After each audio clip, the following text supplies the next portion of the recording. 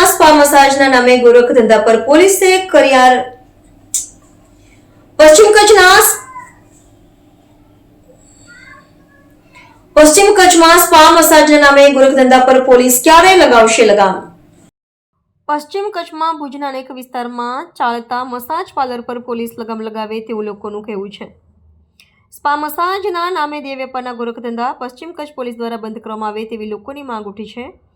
ભારતના અનેક રાજ્યોમાંથી છોકરીને સ્પામાં બોલાવીને સ્પાના માલિકો દ્વારા દેહ વેપારના ગોરખ ધંધામાં ઝોકી નાખે છે. સ્પા મસાજ પાર્લર ભુજના અનેક વિસ્તારોમાં આ નેટવર્ક ચાલતું હોવાનું ચર્ચામાં છે. ભુજ, માધાપર, મિર્ઝાપર, માનકુવા, માંડવી, મુન્દ્રા બધી જગ્યાના સ્પા સેન્ટરો પર પોલીસ દ્વારા દરોડા પાડીને સ્પા માલિકોને પાઠ ભણાવવો જોઈએ તેવું લોકોમાં સૂર ઉઠ્યો છે.